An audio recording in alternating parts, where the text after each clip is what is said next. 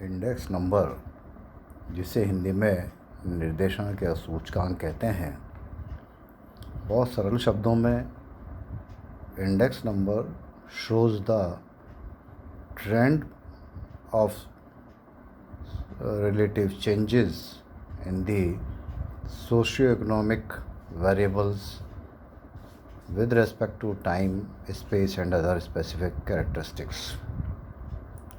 हम सरल शब्दों में कहें तो सूचकांक किसी भी आर्थिक, सामाजिक, राजनीतिक, प्राकृतिक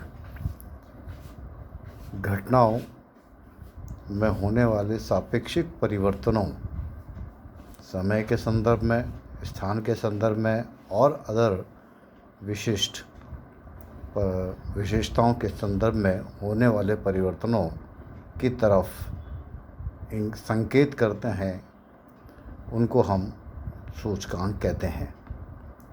चूँकि ये केवल रिलेटिव मेजर्स हैं, रिलेटिव इसलिए कहते हैं कि समय, स्थान इत्यादि के साथ ये परिवर्तित हो जाते हैं और इनकी गणना हमेशा परसेंटेज में की जाती है, प्रतिशत में की जाती है। इनका सबसे बड़ा उपयोग हमेशा कंपैरिजन के लिए किया जाता है और नीति निर्माताओं के द्वारा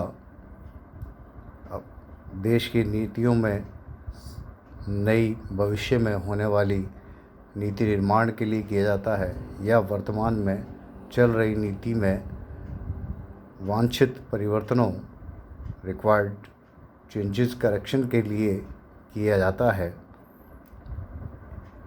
और इसके साथ साथ ये केवल फिज़िकल जो भौतिक व परिवर्तन हैं उनके साथ साथ गुणात्मक परिवर्तनों में, जैसे intelligence, happiness, human development, efficiency जैसी परिवर्तनों को भी ये मेज़र करने में मदद करता है। इंडेक्स नंबर को बनाने के लिए सबसे पहले उसका उद्देश्य स्पष्ट होना चाहिए कि किस उद्देश्य के लिए उसका उपयोग किया जाना है। इसलिए उद्देश्य के अनुसार ही जो वस्तुएं हैं उनका चयन होगा, उनकी कीमतों का चयन होगा, उसको बनाए जाने वाली विधि का चयन होगा। इसलिए जो सबसे इम्पॉर्टेंट जो बात है वो ये है कि purpose of index number must be clear. दूसरी बात कि सिलेक्शन ऑफ आइटम्स, चूँकि हर अर्थव्यवस्था में असंख्य वस्तुओं और सेवाओं का उत्पादन होता है, लेकिन उद्देश्य के अनुसार केवल रिप्रेजेंटेटिव आइटम्स का ही हम उपयोग करते हैं, क्योंकि सभी आइटम्स का उपयोग किया जाना समय और ऊर्जा का दुरुपयोग होता है और गणना करने में भी सटीकता नहीं आ पाती है। इसलिए हम केवल प्रतिनिधित्व वस्तुओं, रिप्रेजेंटेटिव आइटम्स का ही हम चयन करते हैं। दूसरे शब्दों में रिप्रेजेंटेटिव आइटम्स उनको भी कहते हैं जिन पर इनकम का एक अंश खर्च होता हो। दूसरा,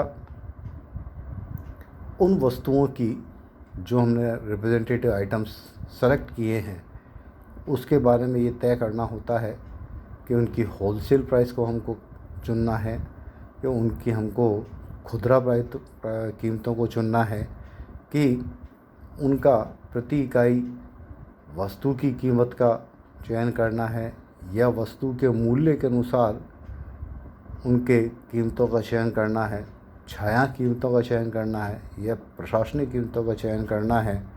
ये सारा भी ध्यान रखना पड़ता है। इसके साथ साथ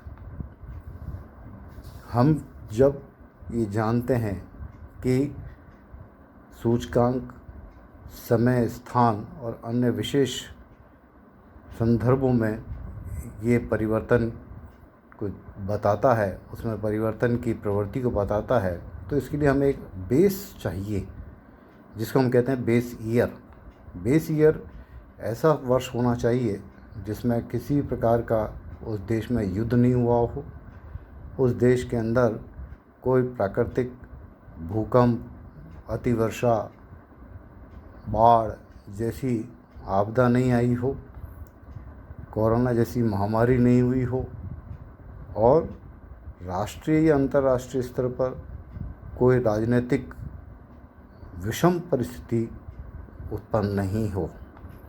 इसके साथ साथ जब बेस चुन लिया जाता है तो ये तय करना होता है कि हमें कौन सा एवरेज की कैलकुलेशन करनी है।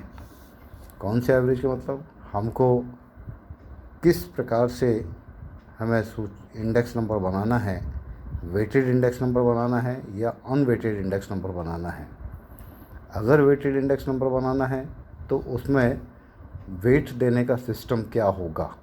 सामान्य तौर पर जिस वस्तु पर आय का जितना बड़ा भाग खर्च किया जाता है उसको उतना ही अधिक वेट दिया जाता है और जिस वस्तु पर जितना कम भाग खर्च किया जाता है उसको उतना ही कम वेट दिया जाता है।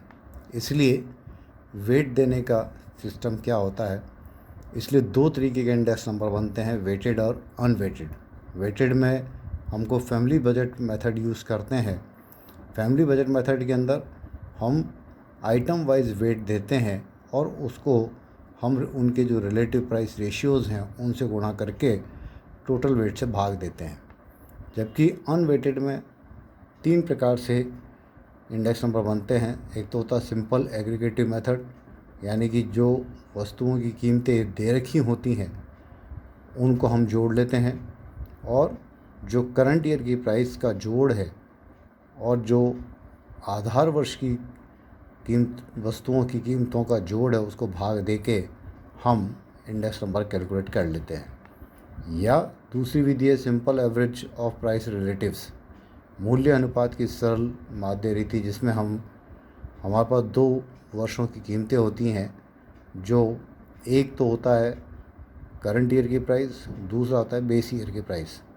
तो प्रत्येक आइटम की हम करंट ईयर प्राइस को उसकी बेस ईयर प्राइस से डिवाइड करके और 100 से मल्टीप्लाई करके और हम परसेंटेज निकाल लेते हैं और परसेंटेज का जोड़ लगा के नंबर ऑफ ईयर इससे हम उसका भाग देते हैं। तीसरा है जो सबसे ज़्यादा काम में आती है, एग्रीगेट एक्सपेंडिचर मेथड।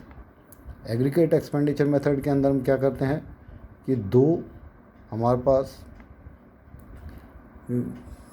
आइटम दिए गए होते हैं, एक तो वस्तु की कीमतें और एक उनकी मात्रा। तो प्रत्येक आइटम की हमारे को 2 अलग अलग वर्षों की कीमतें और उस वस्तु की उपभोग की जाने वाली मात्रा दी गई होती है, जिसको हम कहते हैं Q0। तो हम प्राइस को और क्वांटिटी से मल्टीप्लाई करके हम उसकी जो आधार वर्ष है उसकी कीमत और उसकी मात्रा से भाग देकर हम इंडेक्स नंबर की कैलकुलेशन करते हैं।